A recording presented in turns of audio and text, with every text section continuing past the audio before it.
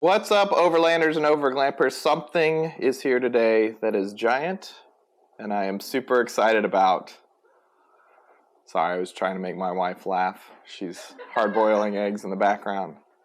It is the Anker EverFrost Power Cooler. I found out about this from David, who you'll see on some videos at some point in time, doing some adventures with me, and kickstarted it. And received it a couple of weeks ago, and my wife Sarah has been begging me to unbox it because this is the first overlanding purchase where she was all in, because she goes to the beach and hangs out with friends and kids and other things, and would love to have a power cooler. So in short, it is a battery power cooler.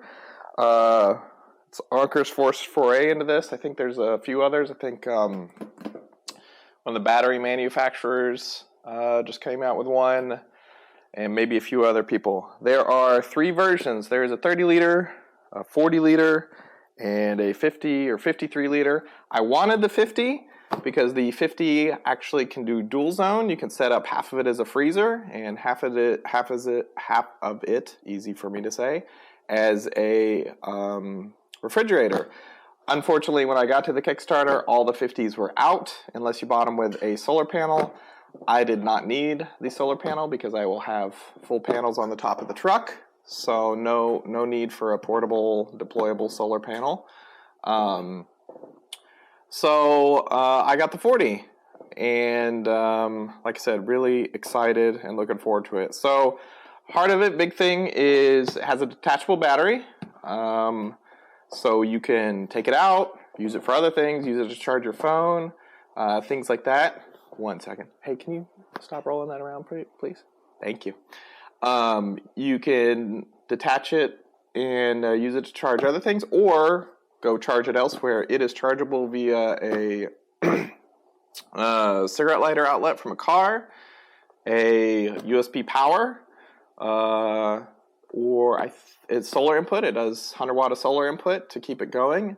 I'm assuming it has AC. I actually didn't look, but I'm assuming it has AC.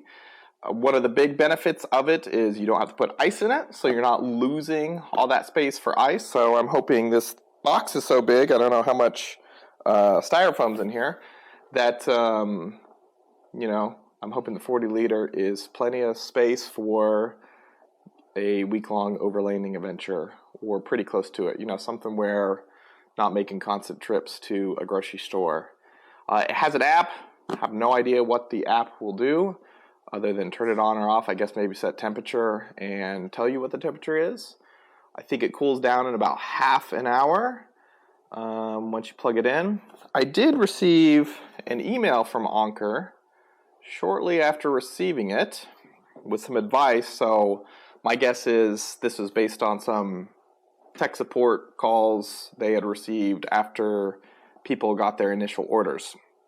It said, avoid exposing Anker EverFrost to direct sunlight and place it in shade. Strong sunlight may damage the lid, drain more battery power, and lower battery performance.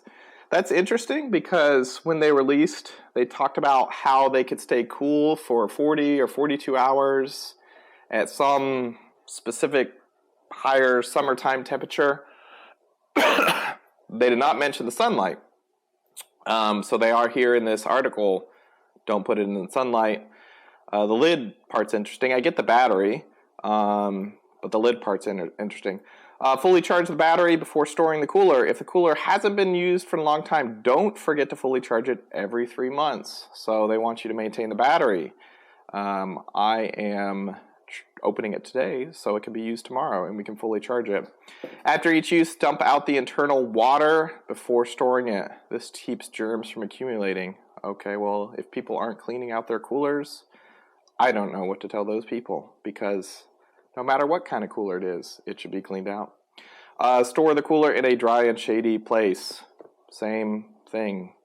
Why would you store it anywhere else? I guess a normal cooler you could just throw on the back of your pickup or something like that. So, also has a bottle opener, has a stand or a table that pulls out to the side, and looks like it has some baskets in it. you know, I think it might be nice for a lot of people to maybe have a couple batteries so that they can swap them out, especially if they're using them not only to charge the cooler, but charge phones and whatnot while the cooler is also being charged. That's it. Let's open it up and check this thing out. I've always been super proud of Anker products. Always use their battery packs. You know, while I'm traveling. Oh, there's not even tape there. While I'm traveling and things like that. So definitely willing to give them a try on a cooler. I think on the Kickstarter, if I remember right, it was $650 for the 40 liter. The shipping was pretty high, $100 or $200. I don't know. I remember seeing whatever it was and thinking it was high, and that was one of the reasons the 50 with the solar was out of my price limit, because it got up there. Like I said, I don't need a solar, so it would be a waste. So first thing in the box looks like a charger. There were 2 gifts depending on Kickstarter. It got $2.502 million in their Kickstarter campaign. The first gift was everybody gets an AC adapter for the car, or a DC adapter for the car. Yes, buddy. You can stand in front of this thing if you want. So this is the DC adapter for the car, the AC adapter for other charging. Awesome.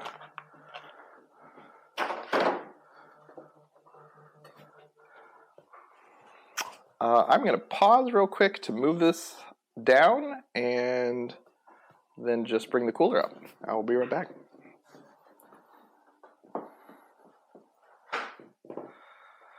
All right, we are back. Sorry about that. I was realizing there was no way for me to get that off. That's always such a good feeling. Off the counter without me grunting a lot, or the table. In the dining room today, it is raining outside. Thank the Lord, because my allergies were killing me up here. I used to not have allergies until I was, I don't know, like 32, and then all of a sudden I developed allergies, and every year it seems to get worse. I've been coughing for almost 5 weeks now. Nothing, don't feel bad, just coughing.